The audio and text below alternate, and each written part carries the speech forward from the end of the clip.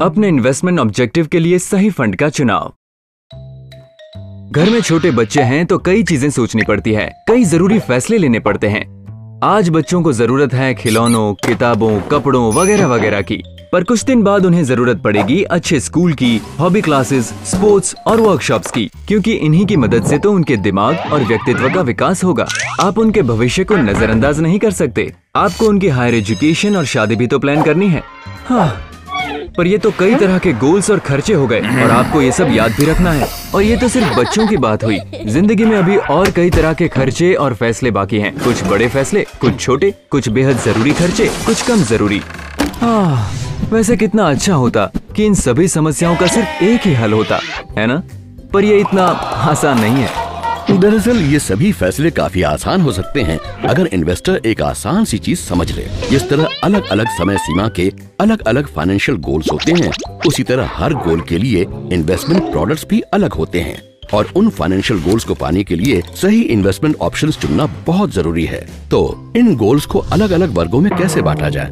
इन्हें दो हिस्सों में बांट लेते हैं। एक नेचर पर आधारित गोल्स और दूसरे वो जिनमें समय सीमा निर्धारित है।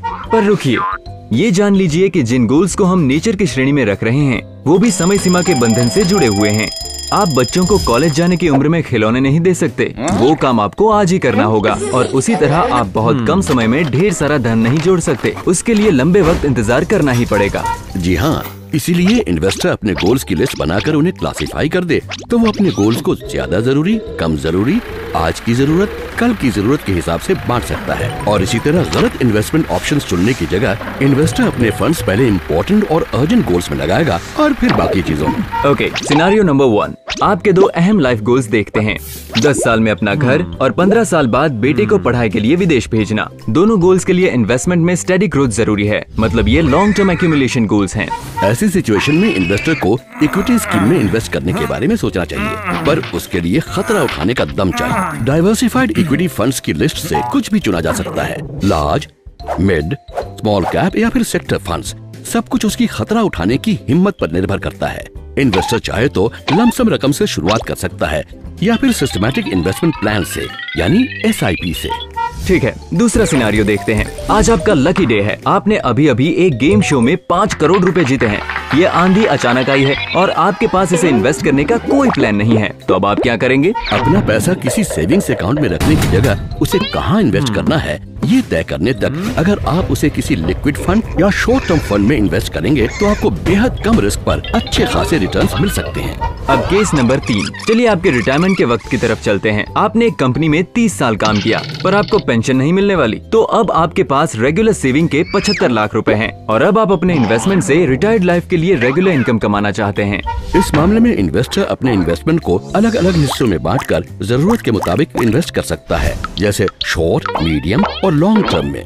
अपनी लंबी जिंदगी को नजर में रखते हुए इन्वेस्टर किसी ऐसे फंड्स में इन्वेस्ट करना चाहेगा जिस पर एक अवधि के बाद इन्फ्लेशन का कोई असर न हो, जैसे लार्ज कैप इक्विटी या बैलेंस फंड्स। एक बड़ा हिस्सा लॉन्ग टर्म बॉन्ड फंड में लगाया जाए ताकि रोजमर्रा के लिए आमदनी पैदा हो। ऐसी कहानियों का कोई अंत नहीं। जिंदगी गतिशील है और पल पल बदलती है, पर चुनौतियों का सामना करने में ही तो मजा है। तो जिम्मेदारियों और फाइनेंशियल प्रेशर से दबना बंद कर दीजिए। मामला चाहे बच्चों के खिलौनों का हो, उनके हायर एजुकेशन का हो या आपकी रिटायरमेंट का, बस फाइनेंशियली प्लान करना सीखिए। आप गोल्स को अलग करना सीख गए तो आप सही रास्ते पर हैं, या कहें कई रास्तों पर। डिफरेंट इन्वेस्टमेंट ऑब्जेक्टिव्स के लिए कई प्रकार की म्यूचुअल फंड स्कीम्स हैं, यानी आपके अनेक दुखों की एक दवा, म्यूचुअल फंड्स। आशा है आपको वीडियो पसंद आया होगा। देखते रहिए और हम इन्वेस्टिंग कॉन्सेप्ट समझने में आपकी पूरी मदद करेंगे। आप चाहे तो अपनी प्रतिक्रिया हमें editor@templeton.com पर भेज सकते हैं। म्यूचुअल फंड निवेश बाजार जोखिमों के अधीन है। योजना संबंधी सभी दस्तावेजों को सावधानी पूर्वक पढ़ें।